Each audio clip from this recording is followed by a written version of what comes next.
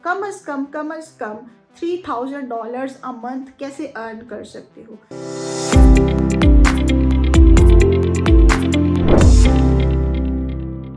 अस्सलाम वालेकुम, I am here with another tip and a question जो mostly पूछा जाता है कि क्या फ्रीलांस राइटर्स मिलियनियर्स हो सकते हैं।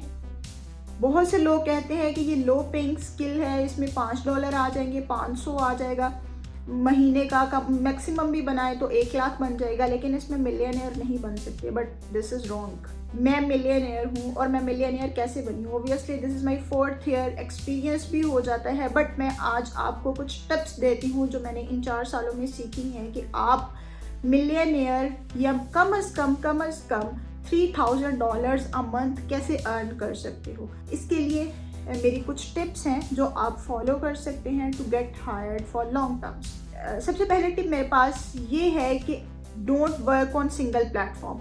आप किसी सिंगल प्लेटफॉर्म पे काम ना करें। फॉर एग्जांपल अगर आपका काम फाइवर पे चल भी जाता है तो स्टूडेंट्स क्या करते हैं, कहते हैं कि हम फाइवर पे हमारा काम अच्छा जा रहा है, मैं लेवल 2 हो गया हूँ, मैं टॉप रेटेड होने वाला हूँ, तो दैट्स इनफ फॉर मी। नहीं, किसी एक प्लेटफॉर्म पे आप रिलाई नहीं करें। अल्लाह ना करे अगर आपकी फाइवर की प्रोफाइल ब्लॉक हो जाती है, जो कि अक्सर होती रहती हैं, तो आपके पास प्लान बी है या आपके पास सेकंड सोर्स ऑफ इनकम है। आपकी जो भी स्किल है, जो भी आप सर्विसेज देते हो, कभी भी सिंगल प्लेटफॉर्म पे रिलाई नहीं करें।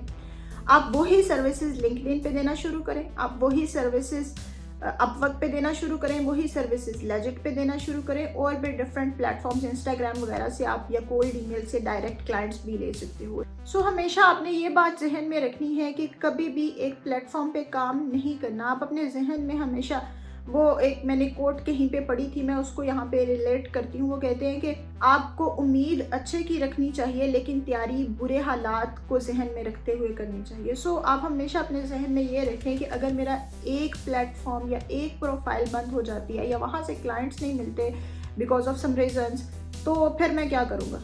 सो उसके लिए आप हमेशा ऑल्टरनेट प्लान अपने पास रखें, तो आपको क्लाइंट्स मिलते रहेंगे। दूसरी टिप ये है कि कभी भी कंप्रोमाइज़ ना करें अपनी क्वालिटी सर्विसेज पे, हमेशा हाई क्वालिटी सर्विसेज दें।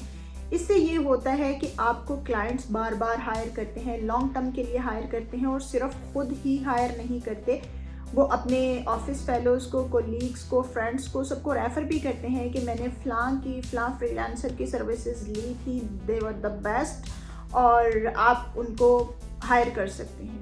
मुझे एक स्पेन से मैसेज आया कि किसी सलमान ने आपकी सर्विसेज हमें रेफ़र की थी, so we want to hire you for our project. अब मुझे नहीं पता वो सलमान कौन है, मैं फिर बात की गहराई में भी नहीं गई, बट मुझे क्यूरियोसिटी ज़रूर थी कि ये पता नहीं कौन से सलमान ने रेफ़र किए हैं। अगेन मैंने पूछा तो उन्होंने कहा कि हमारे SEO एक्सपर्ट। अब मुझे नहीं याद, मैंने काफ़ी लोगों के साथ काम किया है, पाकिस्तान से कोई फ्रीलांसर होंगे या कोई SEO एक्सपर्ट होंगे जिन्होंने मेरी सर्विसेज ली होंगी, उन्होंने मुझे रेफ़र कर दिया क्योंकि उन्हें मेरा टास्क अच्छा लगा था। सो ये चीज़ें होती हैं जब आप कंप्रोमाइज़ नहीं करते, अच्छी सर्विसेज देते हो। कभी कभी कुछ फ्री ऑफ़र कर दिया, थोड़ा सा काम क्लाइंट को एक्स्ट्रा कर दिया। अगर उसने आपको कहा है कि ये 500 वर्ड्स ही लिखने हैं, मैं इतने $10 ही दे सकता हूँ, तो आप उसको 700 लिख दें और साथ उसको बता दें कि मैंने एक्स्ट्रा वर्ड्स लिख दिए हैं इन जस्ट अ फेवर, मैं इसके चार्जेस नहीं लूँगा। इससे गोरे खुश हो जाते हैं। और दूसरी बात ये कि आप हमेशा उनका काम प्रायोरिटी पे करें। प्रायोरिटी पे करने का मतलब क्या है, अगर उनको रिवीजन चाहिए, उन्होंने रिवीजन भेजी है, तो आप ये ना कहें कि मेरा अभी दिल नहीं कर रहा, मैं सुबह कर दूंगा, ये हमारा नाइट टाइम है। आप अगर फ्री हैं और आप कर सकते हैं तो go for the urgent basis. आप उनका काम प्रायोरिटी पे करें, क्लाइंट खुश हो जाएंगे कि आप उनको प्रायोरिटी दे रहे हो, प्रेफरेंस दे रहे हो, वो आपको हायर करते हैं। सो ये पॉइंट्स होते हैं। और जब भी आप हमेशा कंटेंट लिखते हो, क्लाइंट को फॉलो अप देते रहो। अगर क्लाइंट ने आपको हायर किया है 10 आर्टिकल्स लिखने के लिए, आप एक आर्टिकल लिख के उनको भेज दो और उन्हें बताओ कि मैंने एक आर्टिकल लिखा है, ये चेक कर लें, आइदर दिस इज़ करेक्ट और नॉट, और इसमें कोई रिवीजन चाहिए तो मुझे बता दें। ये तरीके होते हैं, कुछ टिप्स होती हैं, कुछ कम्युनिकेशन स्किल होती है, आप क्लाइंट को कैसे कन्विंस करते हो।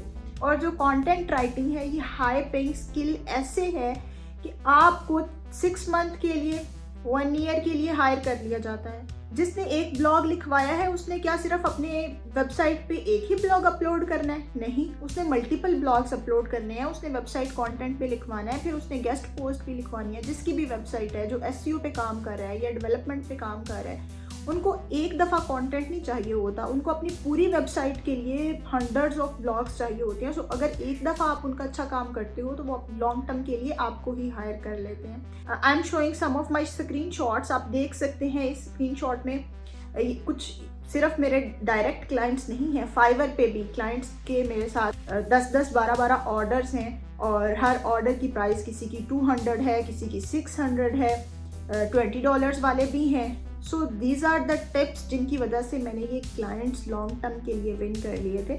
और ऐसे ही मेरे डायरेक्ट क्लाइंट्स हैं जो मुझे ट्विटर से मिले हैं, लिंक्डइन से मिले हैं लॉन्ग टर्म के लिए, 1 ईयर 2 ईयर के लिए, और वो मुझे कॉन्टीन्यूसली प्रोजेक्ट्स असाइन कर रहे हैं। So work on this tips and let me know if it helps you. Thank you.